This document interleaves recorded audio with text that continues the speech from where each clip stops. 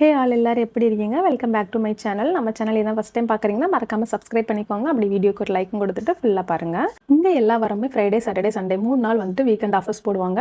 இந்த மாதிரி ஒரு பேம்ப்ளெட் கொடுத்து இதில் வந்துட்டு என்னென்ன ஆஃபர்ஸ்லாம் அப்படின்னு சொல்லிட்டு மென்ஷன் பண்ணிடுவாங்க. மார்னிங் வந்து 7 o'clock என்னோட பையனுக்கு ஸ்கூல் பஸ், அவனை வந்து ஸ்கூல் பஸ்ஸில் ஏற்றி விட்டுட்டு அப்படியே வந்து நான் ஷாப் வந்துடுவேன். மார்னிங் வரனால ஷாப் பண்ணுறதுக்கு ஈஸியாக இருக்கும், க்ரௌட் எதுவும் இருக்காது.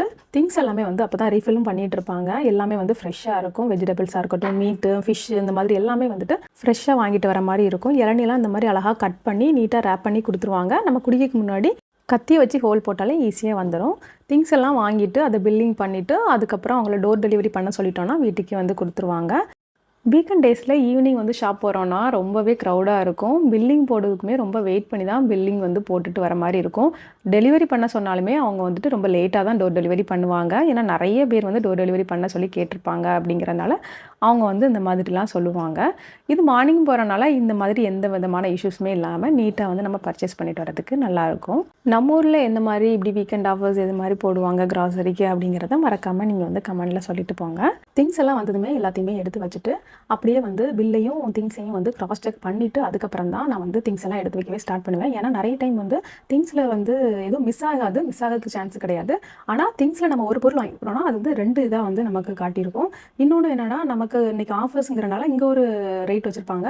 ப்ளஸ் அவங்க வந்துட்டு பில்லிங் போடும்போது நார்மல் ப்ரைஸே வந்துட்டு நமக்கு பில்லிங்கில் போட்டு கொடுத்துருவாங்க. ஸோ இந்த மாதிரிலாம் இஷ்யூஸ் வந்து எனக்கு நடந்திருக்கு. அப்படிங்கிறனால ஒரு டைம் ரீசெக் பண்ணிவிட்டு அப்புறம் எடுத்து வைப்பேன்.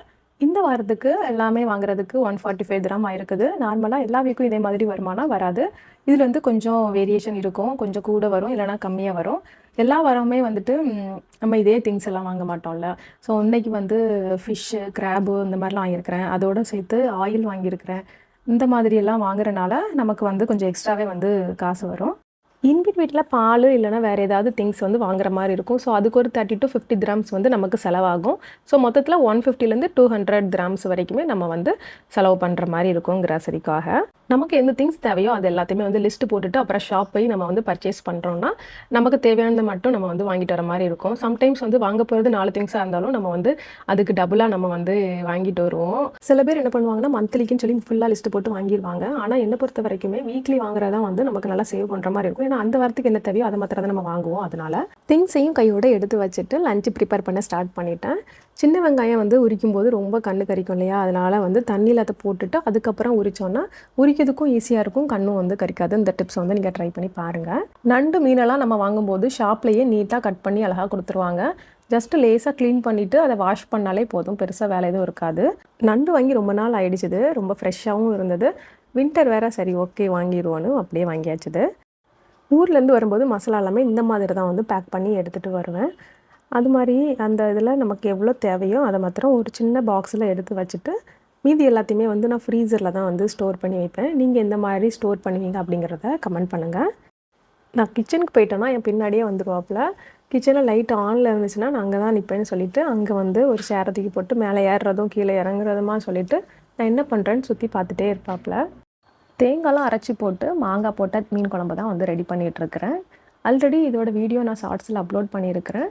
இதோட லிங்க் வந்து நான் அந்த வீடியோக்கு கீழேயே வந்து நான் கொடுக்குறேன். நீங்கள் ஃப்ரீ டைமில் வேணும்னா செக் பண்ணி பார்த்துக்கோங்க.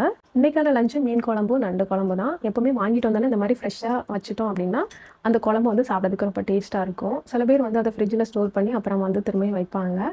அது வந்து எங்களுக்கு அந்த மாதிரி பிடிக்காது. ஸோ எப்போவுமே வந்து வேணும்னா அன்றைக்கி வாங்கிட்டு அதை வந்து ஃப்ரெஷ்ஷாகவே வந்து வச்சு முடிச்சிருவோம். நண்டு குழம்பு வச்சாலே அது எப்போவுமே தனியாக ஒரு கிண்ணத்தில் வச்சு தான் சாப்பிடுவோம். ரைஸோடு சாப்பிடும்போது ரைஸ் எல்லாம் காலியாகாது, நண்டு மாத்திரம் தான் காலி ஆகிட்டே இருக்கும். ஏன்னா நண்டு வந்து ரொம்ப டேஸ்ட்டாக இருக்கும். யாருக்கெல்லாம் பிடிக்கும்னு மறக்காமல் கமெண்ட் பண்ணுங்கள். இந்த வீடியோ பார்த்துட்டு இருக்கிற நீங்கள் எந்த ஏரியாலேருந்து பார்க்குறீங்க, உங்களுக்கு கிராசரி எவ்வளோ செலவாகுது அப்படிங்கிறதையும் வேறு எதுவும் டிப்ஸ் ஃபாலோ பண்ணுறீங்க அப்படிங்கிறதையும் மறக்காமல் கமெண்ட் பண்ணுங்கள். மற்றவங்களுக்கும் யூஸ்ஃபுல்லாக இருக்கும். இன்னொரு விலாகில் பார்க்கலாம். May God bless you all.